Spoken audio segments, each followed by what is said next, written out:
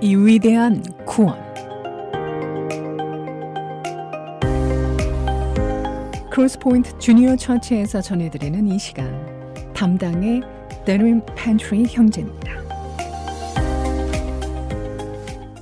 Greetings. This is Darin Pantley from Crosspoint Bible Church. There are a lot of interesting situations documented in the Bible. For example, there is a story titled Jesus Heals a Demon-Possessed Boy. Right off the bat, as we like to say in English, right off the bat, immediately, we know this is going to be a good one. Because, first of all, Jesus is involved. This is the same man who walked on water, so let's see what he does this time. Second of all, there's a demon involved. That can't be good. This isn't even a horror movie. This is real life, a demon-possessed boy. So we know there's a boy too, and obviously he gets healed. Let's see what it says. This is in the book of Matthew, chapter 17. When they came to the crowd, a man approached Jesus and knelt before him.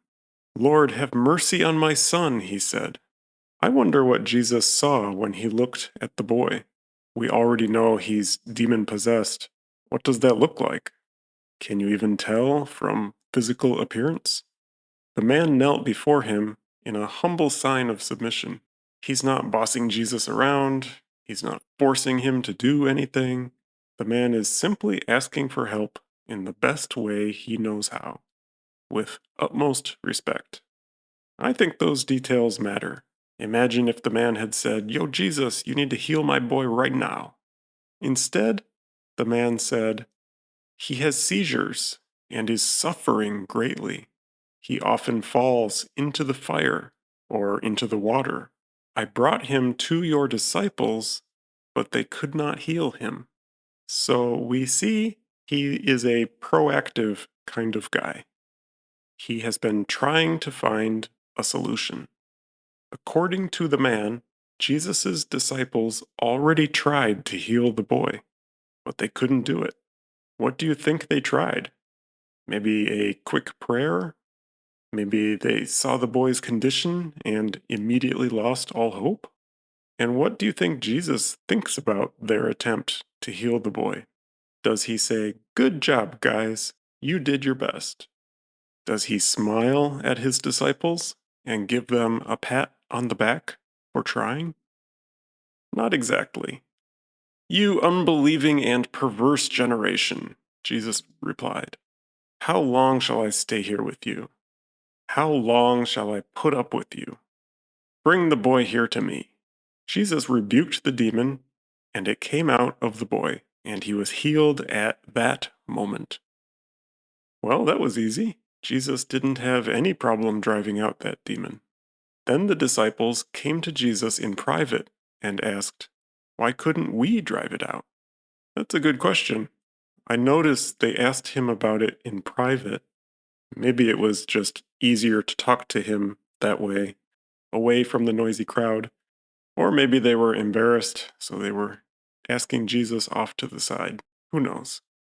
Either way, the disciples wanted to know, why couldn't we drive it out? He replied, "Because you have so little faith. Truly I tell you, if you have faith as small as a mustard seed, you can say to this mountain, 'Move from here to there,' and it will move. Nothing will be impossible for you." Mustard seeds are tiny, so he's explaining how their faith is even smaller, even more tiny than those tiny mustard seeds. That's not good. But he's also explaining that it doesn't take much, which is great news. If they had even that tiny amount of faith, they would have immense power at their disposal. Think about that. Nothing will be impossible for you. What would you attempt if nothing was going to be impossible? Would you run for a political office, start a business, move to another country, become a music star, apologize to someone? Would you solve global warming, travel to another planet? If nothing will be impossible for you, what would you do?